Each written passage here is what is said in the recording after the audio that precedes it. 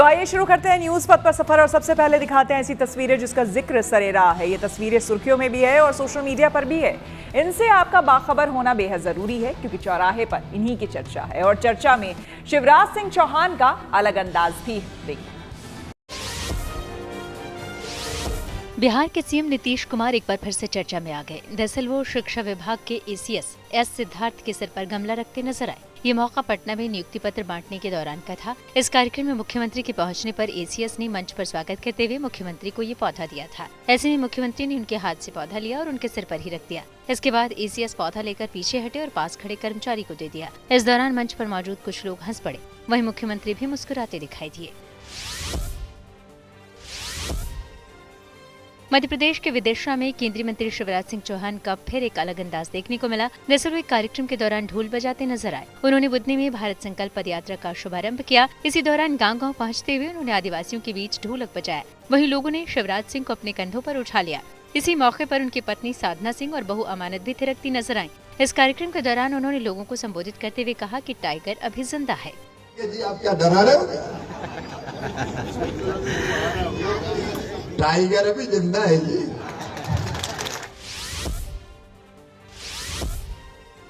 केरल के बाद महाराष्ट्र में भी मानसून वक्त से पहले पहुंच गया। ऐसे में अब बीएमसी, पुलिस और दूसरी एजेंसियों को रेस्क्यू ऑपरेशन के लिए मोर्चा संभालना पड़ा। इस बारिश की वजह से मुंबई और राज्य के दूसरे हिस्सों में सड़कें नहर में तब्दील हो गईं। लोकल ट्रेनों और ट्रैफिक पर भी असर पड़ा। साथ ही मेट्रो स्टेशन पर भी पानी भरने का मामला सामने आया। अमूमन ये मानसून 10 से 11 जून को मुंबई पहुँचता है, लेकिन इस बार ये सामान्य से 16 दिन पहले ही पहुँच गया है।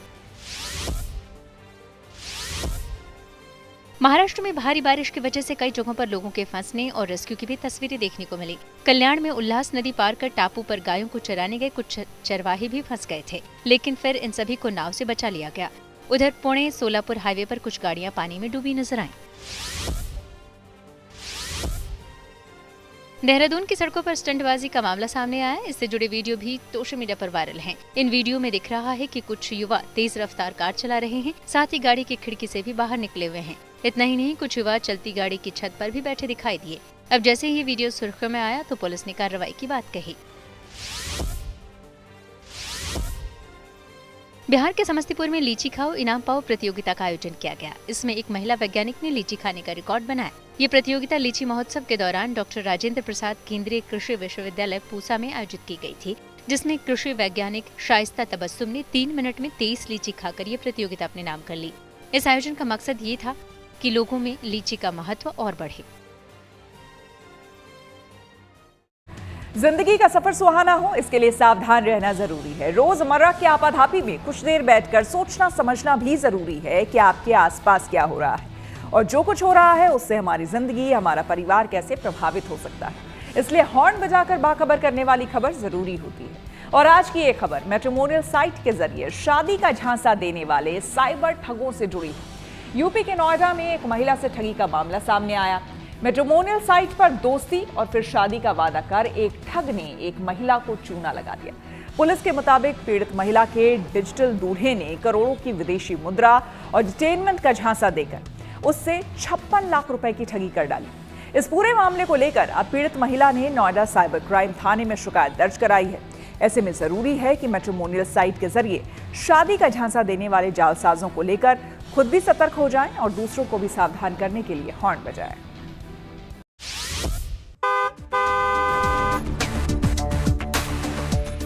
डिजिटल दूल्हे ने सॉफ्टवेयर इंजीनियर को शादी का झांसा देकर 56 लाख रुपए ऐंठ ली। मैट्रिमोनियल साइट पर दोस्ती और फिर शादी का वादा कर एक ठग ने नोएडा निवासी एक महिला को चूना लगा दिया।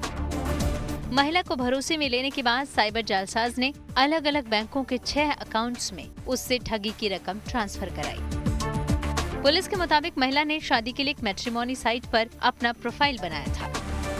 17 जनवरी को शिकायतकर्ता महिला के मोबाइल पर अनजान नंबर से ठग प्रकाश भाई पटेल ने मैसेज भेजा। उसने महिला से कहा कि उसका नंबर उसे उसकी प्रोफाइल से मिला है और वो भी शादी करने के लिए इच्छुक है। इसके बाद पीड़ित महिला और आरोपी प्रकाश भाई की नियमित बात होने लगी। आरोप है कि महिला का भरोसा जीतने के लिए जालसाज ने अपना फर्जी पासपोर्ट, ड्राइविंग लाइसेंस और फोटो समेत दूसरे दस्तावेज भेजे। आरोपी ने 23 जनवरी को महिला से कहा कि वो विदेश में है और 4 दिन बाद भारत लौटेगा। आरोपी ने पीड़ित महिला से कहा कि वो वहां से उसके लिए विदेशी मुद्रा, हीरे के जेवरात समेत कई गिफ्ट लेकर आएगा। उस समय पीड़ित महिला को इस बात की जानकारी नहीं थी कि जिसे वो अपना जीवन साथी बनाने की सोच रही है, वो उसे झांसे में लेने के लिए अपना फर्जी दस्तावेज भेज रहा है। मैट्रिमोनियल साइट के जरिए ठगी का मामला नया नहीं है। कुछ साल पहले भी मैट्रिमोनियल साइट के जरिए ठगी के एक के बाद एक कई मामले नोएडा पुलिस की साइबर सेल के पास पहुंच रहे थे। उस वक्त पुलिस ने बड़ी कार्रवाई की थी, कई विदेशी नागरिकों को गिरफ्तार किया था और तो और कई मामलों में पुलिस ने पैसे की रिकवरी भी कराई थी। लंबे ब्रेक के बाद एक बार फिर से सेम पैटर्न पर अब ये ठग एक्टिव होते दिखाई पड़ रहे हैं। अच्छी बात यह कि पुलिस इनके पैटर्न को समझती है, अच्छी खासी रिसर्च इस केस पर पहले से ही की जा चुकी है। ऐसे में उम्मीद यही है कि पुलिस जल्द से जल्द आरोपियों तक पहुंचेगी और उन्हें गिरफ्तार करेगी। 27 जनवरी को जालसाज ने पीड़ित महिला के पास कॉल की और कहा कि उसे एयरपोर्ट पर करोड़ों की विदेशी मुद्रा लाने के कारण डिटेन कर लिया गया है। उसने पूरे मामले को सुलझाने के लिए पीड़ित महिला को पैसे भेजने के लिए कहा। जालसाज ने पीड़ित महिला से ये भी कहा कि उसके पास करोड़ों रुपए की विदेशी मुद्रा है, मुलाकात होते ही वो सारी रकम वापस कर देगा। जालसाज ने महिला को इमोशनल ब्लैकमेल कर लिया तो हिचकते हुए उसने पैसे भेजने शुरू कर दिए। इसके बाद भी पीड़िता को ब्लैकमेल किया गया और अपने आप को वित्त मंत्रालय की कथित अधिकारी बताते हुए किसी महिला ने पीड़ित के पास फोन किया और धमकी देते हुए रकम भेजने का दबाव बनाने लगी। कथित अधिकारी ने ये भी कहा कि अगर उसे कानूनी कार्रवाई से बचना है तो रुपए भेजने ही होंगे। महिला को डराने के लिए उसके मोबाइल फोन पर मुंबई की एक अदालत का समन भेजा गया। महिला को बताया गया कि अगर उसने जांच में सहयोग नहीं किया तो जालसाज प्रकाश भाई के साथ उसे भी जेल जाना पड़ेगा। इसी डर से पीड़ित महिला ने कथित अधिकारी के बताए गए 6 अकाउंट में कई बार में कुल 56,40,000 रुपए ट्रांसफर कर दिए। रुपए ट्रांसफर होने के बाद जालसाज और कथित महिला अधिकारी का मोबाइल बंद आने लगा और जब महिला को ठगी का एहसास हुआ तो उसने नोएडा साइबर क्राइम थाने में शिकायत दर्ज कराई। पुलिस ने पीड़िता की शिकायत पर एक FIR दर्ज कर मामले की जांच शुरू कर दी। शुरुआती जांच में इस ठगी के पीछे नाइजीरियन गिरोह का हाथ होने की आशंका जताई जा रही है। फिलहाल साइबर क्राइम पुलिस मामले की जांच में जुटी है और आगे की कार्रवाई कर रही है। ऐसे में सवाल है कि ऑनलाइन ठगी वाले फाइनेंशियल फ्रॉड से कैसे बचें? तो सरकार ने फाइनेंशियल फ्रॉड से बचने के लिए national cyber crime reporting portal यानी NCCRP लॉन्च किया है। ये ऑनलाइन पोर्टल आपको साइबर अपराध से बचाने में अहम भूमिका अदा करता है। यहाँ पर आपको फ्रॉड की शिकायत करने के साथ साथ फ्रॉड करने वालों की जानकारी भी मिलती है। अगर आपके पास भी किसी ऐसे नंबर से कॉल या मैसेज आता है जिसे लेकर आपको संदेह है तो आप इस पोर्टल के जरिए उसे वेरीफाई कर सकते हैं। यही नहीं, यहाँ आप किसी को UPI पेमेंट करने से पहले ये चेक कर सकते हैं कि उसके नाम से पहले से कोई शिकायत दर्ज तो नहीं है। ये आपको साइबर अपराधियों की जाल में फंसने से बचाने का काम करेगा। आज के AI के ज़माने में जब सब कुछ कॉपी हो सकता है, फोटो, वीडियो, टेक्स्ट, वॉइस, जब सब हो सकता है तो आप कैसे किसी पे अंधा विश्वास जल्दी कर सकते हैं? पहला। दूसरा, जब भी ऐसे कुछ मामले होते हैं जहाँ मैट्रिमोनियल यानी शादी का मामला सामने होता है, आपका भरोसा होता है, जब तक आपको 100% श्योर ना हो कि बंदा है कौन, आप पैसों का लेन देन नहीं करेंगे। जब तक आप उससे मिल ना लें, आपको यकीन ना हो जाए कि हाँ यही बंदा या आदमी या फिर ये औरत मेरे लिए सही है, मेरे जीवन साथी होंगे, तब तक आप पैसे का लेन देन ना करें। तीसरा, कभी भी आपके साथ स्कैम हो जाए तो आपको कुछ रिपोर्टिंग मैकेनिज्म्स ध्यान में रखना है। cybercrime.gov.in वहाँ पर रिपोर्ट करिए। 1930 पे आप कॉल कर सकते हैं और सबसे महत्वपूर्ण बात, साइबर सेल के पास जाएं, जल्द ही रिपोर्ट करें और फॉलोअप लीजिए, क्योंकि बिना फॉलोअप के आपका मैटर कितना भी इंपॉर्टेंट क्यों ना हो, कितना रिसेंट क्यों ना हो, कहीं ना कहीं वो पीछे हो जाएगा। आपका मामला है तो आपकी जिम्मेदारी बनती है, बार बार फॉलोअप लें और इसको आगे बढ़ाएं। अब सवाल है कि इस पोर्टल के जरिए कैसे चेक किया जा सकता है। इसके लिए आपको सबसे पहले national cyber crime reporting portal यानी NCCRP पर जाना होगा। पोर्टल के दाईं ओर ऊपर की तरफ दिए हैमबर्गर मेन्यू पर क्लिक करके रिपोर्ट एंड चेक सस्पेक्ट्स वाले ऑप्शन पर जाएं। यहाँ आपको सस्पेक्ट रिपोजिटरी पर क्लिक करना होगा, फिर आप चेक सस्पेक्ट पर क्लिक करें। ऐसा करने के बाद सस्पेक्ट से जुड़ी जो भी डिटेल आपके पास है उसे एंटर करना होगा। ये detail mobile number, UPI ID, bank account number या ईमेल कुछ भी हो सकता है। इसके बाद अगर सामने वाला शख्स फ्रॉड है तो उसकी सारी डिटेल ये पोर्टल आपके सामने रख देगा। इस तरह से आप साइबर अपराधी के जाल में फंसने से खुद को बचा सकते हैं। ऐसे में जरूरी है कि मैट्रिमोनियल साइट के जरिए शादी का झांसा देने वाले जालसाजों को लेकर खुद सतर्क हो जाएं और दूसरों को भी सावधान करने के लिए हॉर्न बजाएं। नोएडा से भूपेंद्र चौधरी के साथ bureau report, good news today. संसदीय समिति की बैठक में बोले विदेश मंत्री, हमले के आधे घंटे बाद पाकिस्तान को दी गई जानकारी। आइए सीधे आपको लिए चलते हैं न्यूज एक्सप्रेसवे पर, जहां देश भर की कुछ और जरूरी खबरें कर रही हैं आपका इंतजार।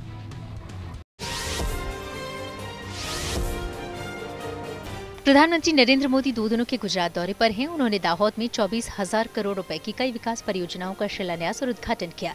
इस दौरान उन्होंने ऑपरेशन सिंदूर का जिक्र किया और कहा कि आतंकी ठिकानों को मिट्टी में मिला दिया गया। वैसे इससे पहले प्रधानमंत्री सुबह जब वडोदरा पहुंचे तो करीब 1 किलोमीटर लंबा रोड शो निकाला। इस रोड शो को सिंदूर सम्मान यात्रा नाम दिया गया, जहां पीएम के स्वागत के लिए कर्नल सोफिया का परिवार भी पहुंचा। रोड शो की शुरुआत में ही प्रधानमंत्री ने एयरपोर्ट के बाहर बने मंच पर मौजूद कर्नल सोफिया के परिवार से मुलाकात की। अपने इसी दौरे में पीएम ने भुज में करीब 53,400 करोड़ रुपए की कई विकास परियोजनाओं की सौगात दी। अब सुबह वो गांधीनगर में गुजरात शहरी विकास की 20वीं वर्षगांठ के समारोह में भाग लेंगे। विदेश मंत्री एस जयशंकर ने विदेश मामलों की संसदीय समिति के सामने ऑपरेशन सिंदूर से जुड़ी कुछ अहम जानकारियां दी। उन्होंने कहा कि ऑपरेशन सिंदूर के आधे घंटे के अंदर पाकिस्तान को इसकी जानकारी दी गई थी। इसमें बताया गया कि भारत ने सिर्फ आतंकी ठिकानों को टारगेट बनाया है। मौसम विभाग ने उत्तर और पूर्वी भारत में भी मानसून के अनुमान को लेकर तारीखों में बदलाव किया। दिल्ली एनसीआर में 30 जून को मानसूनी बारिश दस्तक दे सकती है। वहीं इससे पहले उत्तर प्रदेश में 25 जून तो हरियाणा और पंजाब में 29 जून तक मानसून पहुंच सकता है। इनके अलावा हिमाचल प्रदेश और जम्मू कश्मीर में 25 जून के बाद बारिश दस्तक दे सकती है। गर्मी की छुट्टी के बाद सुप्रीम कोर्ट में 3 नए जज नजर आ सकते हैं। सुप्रीम कोर्ट के सूत्रों के मुताबिक सीजेआई की अगुवाई में हुई सुप्रीम कोर्ट कॉलेजियम की बैठक में 3 हाईकोर्ट के जजों को सुप्रीम कोर्ट में जज नियुक्ति करने की सिफारिश भेजी गई है। इनमें कर्नाटक हाईकोर्ट के chief justice NV Anjaria, Guwahati high court के चीफ जस्टिस विजय बिश्नोई और बॉम्बे हाईकोर्ट के वरिष्ठ जज जस्टिस अतुल S चंदूरकर के नाम की सिफारिश केंद्र सरकार से की गई है। ओडिशा के पुरी में सौरव गांगुली के भाई स्नेहाशीष गांगुली और उनकी पत्नी अर्पिता गांगुली बाल बाल बच गए। दरअसल पुरी के तट पर उनकी स्पीड बोट पलट गई थी। हालांकि लाइफ गार्ड की मदद से दोनों को बचा लिया गया। इसके बाद इन दोनों ने लाइफ गार्ड का शुक्रिया अदा किया। यूपी के कानपुर में हेयर ट्रांसप्लांट को लेकर विवादों में आई डॉक्टर अनुष्का तिवारी ने सरेंडर कर दिया। इसके बाद कोर्ट ने अनुष्का को 14 दिनों की न्यायिक हिरासत में भेज दिया। आरोप है कि अनुष्का ने 2 इंजीनियर का गलत तरीके से हेयर ट्रांसप्लांट किया, जिससे उनकी जान चली गई। और खबरों के एक्सप्रेस में से आगे रुक करते हैं सियासी ढाबे का, जहां आज की सबसे दिलचस्प खबर मौजूद है। आरजेडी सुप्रीमो लालू यादव के अपने बड़े बेटे तेज प्रताप यादव को घर और पार्टी से 6 साल के लिए बाहर का रास्ता उन्होंने दिखा दिया और कारण बताया कि सामाजिक न्याय के लिए पार्टी को ये फैसला लेना पड़ा। एक फेसबुक पोस्ट जिसमें लिखा गया था कि तेज प्रताप और अनुष्का यादव नाम की महिला 12 साल से रिलेशनशिप में है और अब दुनिया को बता देना चाहते हैं। हालांकि तेज प्रताप ने सफाई देते हुए कहा कि उनका फेसबुक अकाउंट हैक हो गया था और फोटो मॉफ्ड है, लेकिन इस मुद्दे को लेकर बिहार की सियासत गर्म हो गई।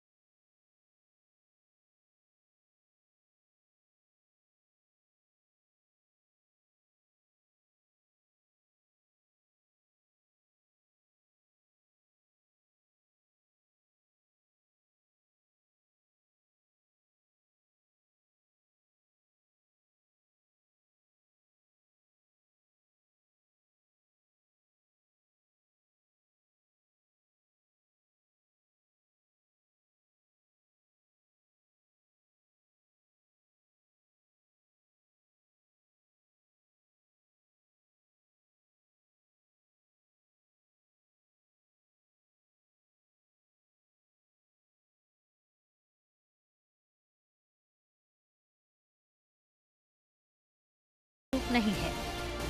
अतएव उपरोक्त परिस्थितियों के चलते उसे पार्टी और परिवार से दूर करता हूँ। अब से पार्टी और परिवार में उसकी किसी भी प्रकार की कोई भूमिका नहीं रहेगी। उसे पार्टी से 6 साल के लिए निष्कासित किया जाता है। इस बीच तेज प्रताप की पत्नी ऐश्वर्या मीडिया के सामने आई और कहा कि मुझे ये सब मीडिया से पता चला है। अगर ऐसा ही करना था तो मेरी जिंदगी क्यों बर्बाद की। उनसे पूछिए, जब हमको मारा गया, पीटा गया, तो उनका सामाजिक न्याय कहाँ था। उनसे पूछिए कि मेरा क्या होगा। अब तो बोल रहे कि बेटे को निकाल दिया, बोल रहे भाई को निकाल दिया, मेरा क्या होगा। उनसे ये पूछिए क्यों हमको मारा गया, क्यों हमको बोला गया कि ये करती है, ये होता है, ऐसा होता है, वैसा होता है। सारे मिले हुए रहते हैं, सब मिले हुए रहते हैं। और ये लोग कोई अभी जो नाटक कर रहे हैं ना कि निकाल दिया, ये कर दिया, वो कर दिया, सामाजिक न्याय, मेरा सामाजिक न्याय कब करेंगे, क्या किए? कहा तो तेज प्रताप यादव 23 मई को ही पटना में एक शादी कार्यक्रम में लालू यादव के साथ सोफे पर बैठे नजर आ रहे थे। उससे पहले मालदीव में योग ध्यान करते तस्वीरें डाल रहे थे और अब उसी तेज प्रताप की एक सोशल मीडिया पोस्ट ने तूफान खड़ा कर दिया है। इसमें लिखा गया कि तेज प्रताप और अनुष्का यादव 12 साल से रिलेशनशिप में हैं। ये बात सार्वजनिक करना चाहते थे, इसलिए पोस्ट के माध्यम से सबको बता रहे हैं। इस पोस्ट में तेज प्रताप का कबूलनामा देखते ही देखते वायरल हो गया। ये पोस्ट 2 बार डला और फिर दोनों बार डिलीट किया गया। इसके बाद तेज प्रताप ने सोशल मीडिया प्लेटफॉर्म एक्स पर लिखा, मेरे सोशल मीडिया प्लेटफॉर्म को हैक एवं मेरी तस्वीरों को गलत तरीके से एडिट कर मुझे और मेरे परिवार वालों को परेशान और बदनाम किया जा रहा है। तेज प्रताप की सफाई को अब सिर्फ डैमेज कंट्रोल की तरह देखा जा रहा है, पर जो नुकसान होना था वो हो चुका। तेज प्रताप को लेकर लालू यादव के फैसले पर विपक्ष सवाल उठा रहा है। विपक्षी नेताओं का कहना है कि चुनाव में बदनामी और वोटों के नुकसान से बचने के लिए लालू ने तेज प्रताप को पार्टी से निकालने की चाल चली है। आज ऐश्वर्या इस धरती की बेटी थी और जिस तरह का खेल हुआ पूरा बिहार देखा है। परिवार के लोगों को उस समय लोक लज्जा का ध्यान नहीं रहा। रोड पर एक सम्मानित परिवार से वो बच्ची आई हुई थी और उस समय अगर जो ये श्रीमान लालू प्रसाद यादव, श्रीमती राबड़ी देवी, उनके परिवार के मीसा भारती, तेजस्वी यादव, रोहिणी जी, सब लोग थोड़ी सी भी बुद्धिमत्ता का परिचय देते तो बिहार के अंदर एक अच्छा संदेश जाता। जब दरोगा प्रसाद राय, जो इस बिहार के चर्चित राजनेता ही नहीं थे, सम्माननीय थे, उनकी पोती को जब घर से निकाला गया था तो आपका संस्कार नहीं जागा था। उस समय आपका जमीर नहीं जागा और आज आपका जमीर जाग गया। और उसके बाद आपके मंतव्य के बाद आपके छोटे पुत्र तेजस्वी यादव बोलते हैं कि तेज प्रताप यादव हमारे बड़े भाई हैं। आप कह रहे हैं कि घर से निकाला माना जाएगा। ये कैसा है, चूहा बिल्ली का खेल हो रहा है। जेडीयू नेता केसी त्यागी ने आरजेडी पर बड़ा हमला बोला। उन्होंने कहा कि पूरा लालू परिवार कई रोगों से ग्रस्त है। वहीं राबड़ी के भाई सुभाष यादव ने भी कहा कि ऐश्वर्या के साथ अन्याय क्यों। नहीं, परिवार कई तरह की रोगों से ग्रस्त है। इसमें स्वच्छंद आचरण, भ्रष्टाचार, डायनेस्टिक सक्सेशन, गला काट प्रतियोगिता और स्पर्धा और उसी का नतीजा है। मेरा बुनियादी सवाल है, तेज प्रताप यादव, कर्पूरी ठाकुर, नीतीश कुमार, रामानंद तिवारी, वीपी सिंह, राजनाथ सिंह के यहाँ क्यों नहीं पैदा होते? जब 2012 से या 13 से बोल रहे हैं संबंध है तो लालू जी को लड़की को अपनाना चाहिए। एक लड़की तो अपने यादव परिवार को तहस नहस करिए दिया, फिर इस लड़की को भी तहस नहस करने के फेर में आप लालू जी पड़े हुए हैं। उसको अपनाना चाहिए। पहले से मालूम था तब न उसके भाई को पार्टी से निकाला गया। आकाश यादव को पार्टी से क्यों निकाला गया?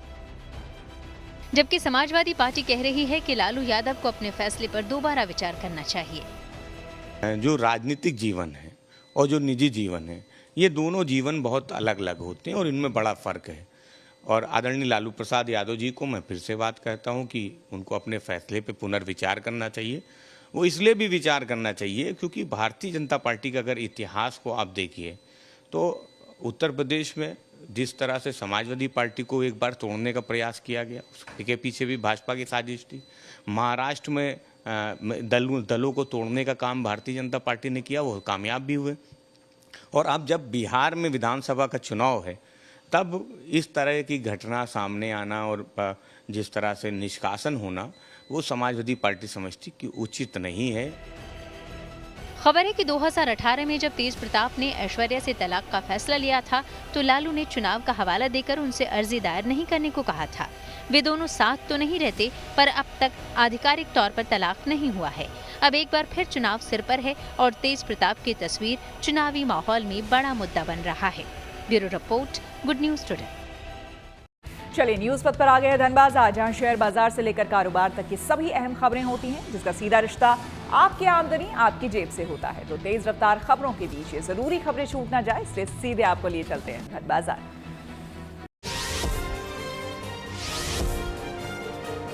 सोमवार को शेयर बाजार में मजबूती देखने को मिली। हफ्ते के पहले कारोबारी दिन बाजार बढ़त के साथ बंद हुआ। सेंसेक्स 455 अंकों उछलकर 82,176 पर पहुंच गया। वहीं निफ्टी भी 148 अंकों पर 25,001 पर बंद हुआ। सोमवार को सोने चांदी की कीमतों में तेजी रही। दिल्ली सर्राफा बाजार में सोना 550 रुपए महंगा हुआ। इसके साथ ही दिल्ली में 10 ग्राम सोने की कीमत बढ़कर 99,300 रुपए हो गई। वहीं चांदी भी 1,170 रुपए उछली। अब दिल्ली में 1 किलो चांदी की कीमत बढ़कर 1,370 रुपए हो गई। सोमवार को डॉलर के मुकाबले रुपए को मजबूती मिली। रुपया 35 पैसे ऊपर चढ़ा। इस तरह 1 डॉलर के मुकाबले रुपए की कीमत 85 रुपए 10 पैसे हो गई। जर्मनी की प्रमुख कार निर्माता कंपनी फॉक्सवैगन ने अपनी मशहूर लग्जरी कार गोल्फ GTI को भारत में लॉन्च कर दिया। इसकी शुरुआती कीमत करीब 53 लाख रुपए रखी गई है। कंपनी का दावा है कि ये कार महज 5.9 सेकंड में 0 से 100 किलोमीटर प्रति घंटा की रफ्तार पकड़ लेगी। इस कार को कुल 4 कलर ऑप्शन के साथ भारतीय बाजार में उतारा गया है। कंपनी की माने तो भारत में इसकी पहली 150 यूनिट्स बुक हो चुकी हैं। न्यूज पथ के सफर में अब सोशल अड्डा का रुख करते हैं, जहां आज बात होगी कोरोना की। देश में एक बार फिर से कोरोना वायरस के मामलों में बढ़ोतरी देखी जा रही है। कई राज्यों में नए संक्रमण दर्ज किए गए हैं, जिससे कि स्वास्थ्य विभाग और सरकारें सतर्क हो गई हैं। देश में कोरोना संक्रमण के कुल सक्रिय मामलों की संख्या 1000 के पार चली गई है। केरल, कर्नाटक, तमिलनाडु, तेलंगाना और महाराष्ट्र में कोरोना केस धीरे धीरे बढ़ रहे हैं। हालांकि स्वास्थ्य विभाग के मुताबिक ये सभी मामले हल्के असर वाले हैं और चिंता की कोई बात नहीं। इस बीच कर्नाटक में गर्मी की छुट्टियों के बाद स्कूल दोबारा खुलने पर सावधानी बरतने के लिए एक एडवाइजरी जारी की गई। ये एडवाइजरी KAMS यानी कि Karnataka associated management of schools की तरफ से सभी प्राइवेट स्कूलों को जारी की गई है। एडवाइजरी में कहा गया है कि कोरोना के नए मामलों से घबराने की जरूरत नहीं है, लेकिन स्कूलों में सावधानी बरतने पर जोर दिया गया है। छात्रों, शिक्षकों और अभिभावकों की कोरोना से सुरक्षा के लिए एडवाइजरी में SOP यानी कि स्टैंडर्ड ऑपरेटिंग प्रोसीजर को शामिल किया गया है, जिसमें हेल्थ फर्स्ट पॉलिसी पर जोर दिया गया है। SOP के मुताबिक अगर कोई बच्चा सर्दी, बुखार, खांसी या एलर्जी से ग्रस्त है तो उसे घर पर ही रहने को कहा गया है और उसके पेरेंट्स उसे तुरंत डॉक्टर को दिखाएं। सर्कुलर में स्कूलों को हिदायत दी गई है कि स्कूल खुलने से पहले सैनिटाइजेशन से जुड़े सभी प्रोटोकॉल पूरे कर लिए जाएं। स्कूल में टीचर साफ सफाई के लिए बच्चों को प्रोत्साहित करें, उन्हें हैंड वॉश करने के लिए कहें और क्लासरूम को खुला रखें। अगर कोई छात्र स्कूल में बीमार पड़ता है तो उसे स्कूल में अलग जगह पर रखें और पेरेंट्स को इसकी तुरंत जानकारी दें। एडवाइजरी में कहा गया है कि कोरोना के बढ़ते मामलों को लेकर किसी तरह का पैनिक ना करें और ना ही कोई गलत जानकारी फैलाएं। सरकार की तरफ से कोई निर्देश नहीं मिलने और बारिश के मौसम में बच्चों में इन्फेक्शन फैलने की आशंका के चलते प्राइवेट स्कूलों को ये सर्कुलर जारी किया गया है। जाहिर है कोरोना को लेकर ये गाइडलाइंस सभी जगह फॉलो की जानी चाहिए। कोरोना के मामलों को लेकर सरकार और स्वास्थ्य एजेंसियां अलर्ट पर हैं और लोगों को इससे चिंतित होने के लिए मना कर रही है। इस मुद्दे पर हमने एक्सपर्ट्स और कुछ लोगों से बात की और उनकी राय जानी।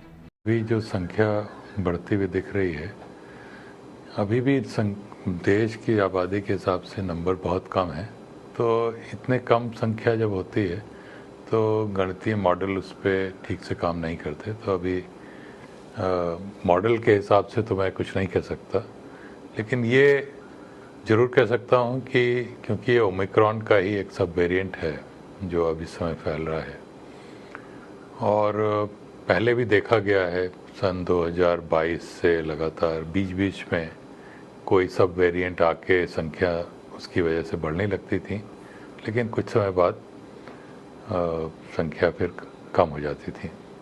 तो मेरा अंदाज है कि इस बार भी वैसा ही होने वाला है, इसलिए कोई चिंता करने की बात नहीं है।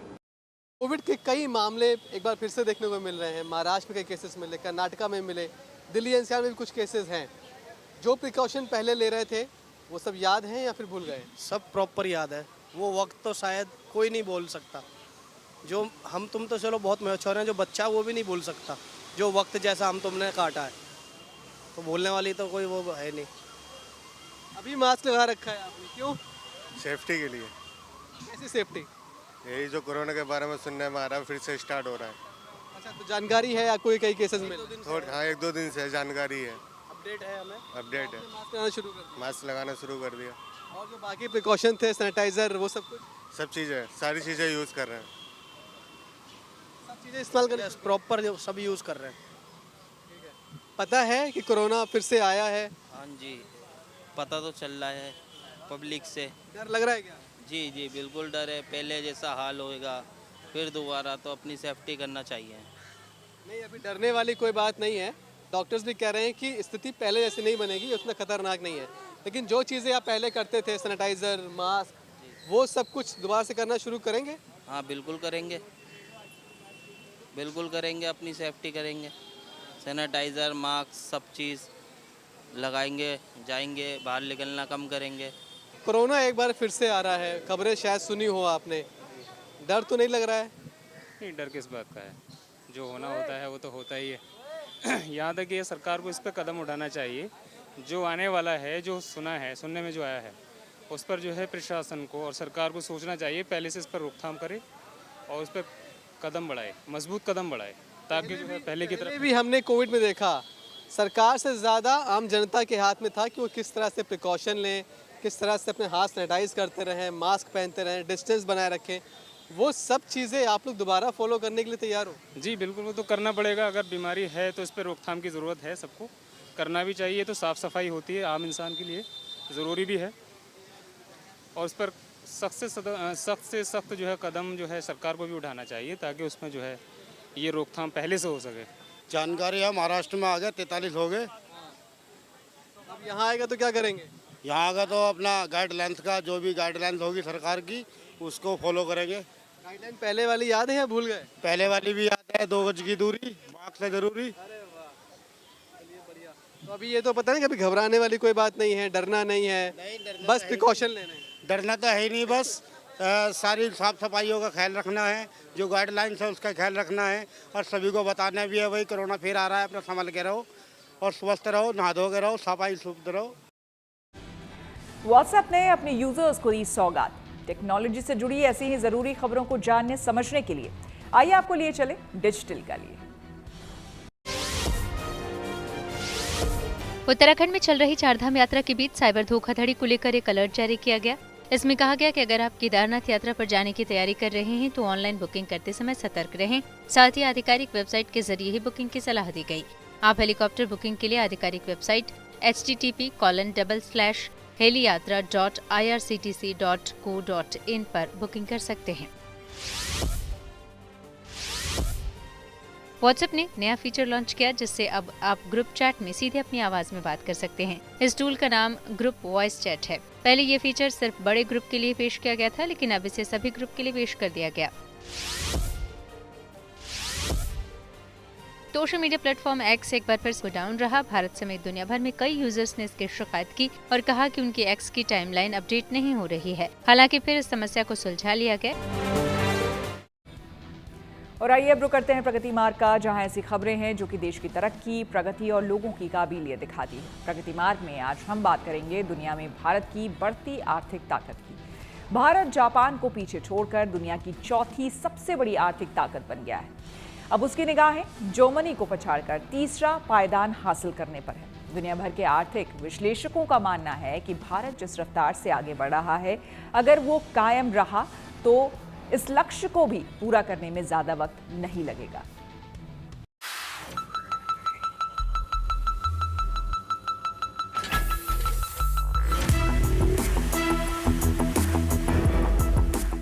We are a $4 trillion economy as I speak, and this is not my data, this is IMF data.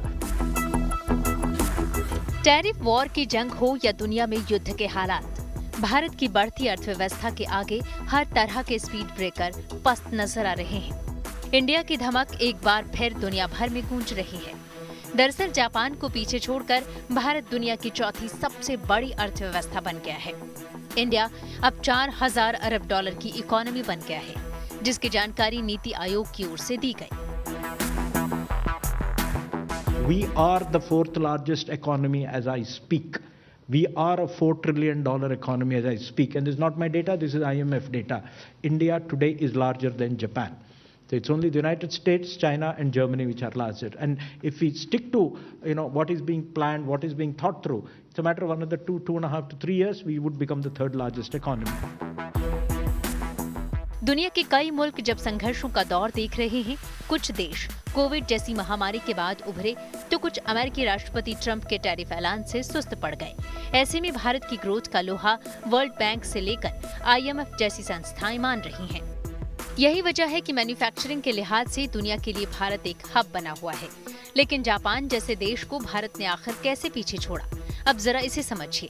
IMF की अप्रैल 2025 के वर्ल्ड इकोनॉमी आउटलुक रिपोर्ट के मुताबिक भारत की नॉमिनल GDP 4.187 ट्रिलियन डॉलर तक पहुंच गई है, जो कि जापान की अनुमानित GDP 4.186 ट्रिलियन डॉलर से ज्यादा है। 2025 में जापान की GDP ग्रोथ रेट केवल 0.3% रहने की उम्मीद है, जो भारत की 6.5% की तुलना में बहुत कम है। भारत की इस उपलब्धि के पीछे मजबूत घरेलू मांग और नीतिगत सुधार हैं, जबकि जापान की अर्थव्यवस्था को ग्लोबल ट्रेड टेंशन और पॉलिसी चेंज के कारण नुकसान हुआ है। इलेक्ट्रिक व्हीकल्स में हमको उम्मीद है आगे चल के बहुत बढ़ोतरी होगी। हेल्थ केयर और इंश्योरेंस में लगातार बढ़ोतरी हो रही है। रिन्यूएबल एनर्जी के क्षेत्र में भारत ने महत्वपूर्ण मील के पत्थर पार किए हैं। डिजिटलाइजेशन इंड्यूस्ड प्रोडक्टिविटी गेन्स, जो हर जगह पे डिजिटल पेमेंट्स हुए हैं, बैंकिंग में जो बदलाव हुए हैं, फाइनेंशियल सेक्टर में महती बदलाव हुए, सभी का बहुत अच्छा प्रभाव पड़ा है। और इन कारणों की वजह से मेरा मानना है कि हम विकसित भारत के अपने लक्ष्य जो 2047 तक होना चाहिए, उसमें पूरी तरह मुस्तैदी से आगे बढ़ रहे हैं। रोजगार के अवसर हों या फिर लोगों का बेहतर लाइफस्टाइल, आने वाले दिनों में बढ़ती अर्थव्यवस्था के साथ साथ देश में लोगों के सपनों को सफल उड़ान जरूर मिलेगी। साथ ही अब भारत का लक्ष्य साल 2028 तक जर्मनी को पीछे छोड़कर दुनिया की तीसरी सबसे बड़ी इकोनॉमी बनने का है। Bureau report, good news today.